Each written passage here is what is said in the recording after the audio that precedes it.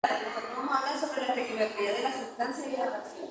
La masa atómica. La masa atómica es la suma de los números de protones y los números de neutrones que hay en un elemento. Por ejemplo, en el litio, el número máximo o el número posicional es el número 3. Entonces quiere decir que los electrones, protones y neutrones es el número 3. Al sumarse los números de protones con los neutrones son 3 cada uno, entonces da 6 unidades de masa. La masa molecular. La masa molecular es la suma de todas las masas atómicas que hay en el compuesto. Entonces, se ve el compuesto y se ve qué elemento de cada uno. Está el carbono, está el calcio, el carbono y el oxígeno. El calcio aparece una vez y se multiplica por el número atómico, que da 40. El carbono aparece una vez y se multiplica por su número atómico, que es 12. Y el oxígeno aparece 3 veces y se multiplica por 16, que es el número atómico. La suma de todos son 100. Entonces, esa es la masa molecular, 100 unidades de masa o gramos sobre mol. El número de Avogadro se expresa en 6,023 por 10 a la 23. Ese número no tiene cambio.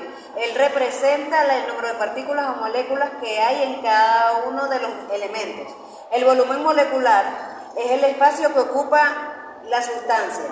Por ejemplo, calcular el volumen que ocupa en condiciones normales la siguiente sustancia: 6 moles de oxígeno. Se transforman los moles a decímetros cúbicos, que es una de las unidades de volumen. Entonces un mol equivale a 22,4 decímetros cúbicos. Para cambiar los moles a decímetros cúbicos hacemos la relación de 6 moles de oxígeno por 22,4 decímetros cúbicos entre un mol. Se elimina mol con mol, se multiplica 6 por 22,4 y dividido entre 1 y da 134,4 decímetros cúbicos. Determinación de la fórmula empírica. Tenemos el 40,0% de carbono, sería 6,7 porcentaje de hidrógeno y 53,3% de oxígeno. ¿Qué tenemos que hacer aquí? Tenemos que calcular la fórmula empírica. Y aquí tenemos que sacar todo lo que son los moles del carbono, del hidrógeno y del oxígeno. El mol de carbono sería 40,0 entre 12,01, igual sería 3,33 moles.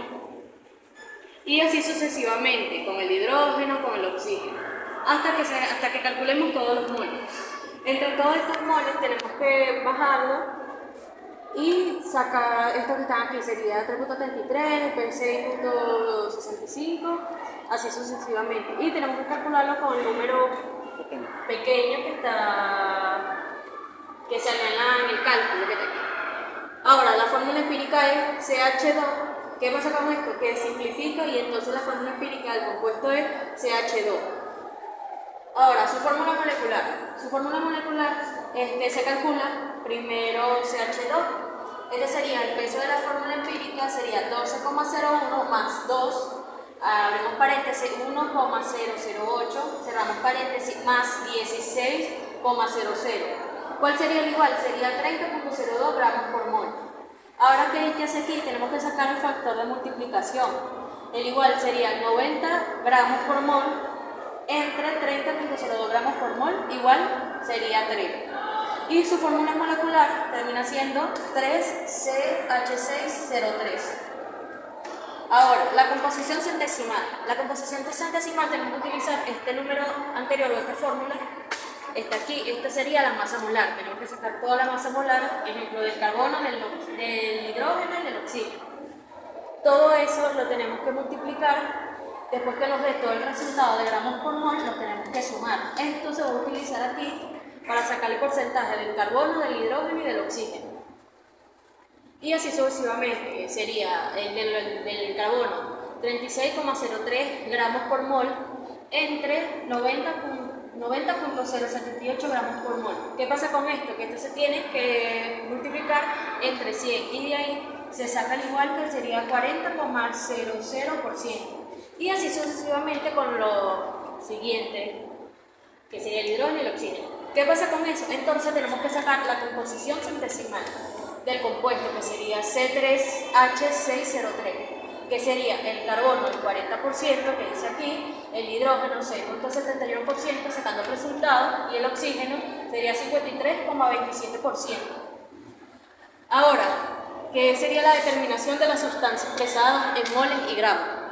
Ahora, vamos a usar el cloruro de sodio, que sería NaCl. Ahora tenemos que sacar la masa atómica, sería Na igual a 22,99 gramos por mol. Ahora así sucesivamente, la masa atómica, la masa molar, en total, la masa molar sería todo esto, que sería NaCl. En cambio la masa atómica sería por parte. Ahora, ¿qué tenemos que hacer? Tenemos que convertir 25 gramos del cloruro de sodio a mole. Esto el cloruro de sodio tenemos que ponerlo igual a 25 gramos entre 58,44 gramos por mol. Igual, sacamos el resultado de esto, lo que se dividió, y cancelamos gramos con gramos y tenemos los moles. Ahora hacemos lo mismo, pero hay que convertir los 2,5 moles de cloruro de sodio a gramos. Y así sucesivamente, serían moles de cloruro de sodio igual a 2,5 moles por 2,58,44 gramos por mol igual a 146,1 gramos. Y aquí tenemos todo lo que serían los gramos y los moles. Muchas gracias.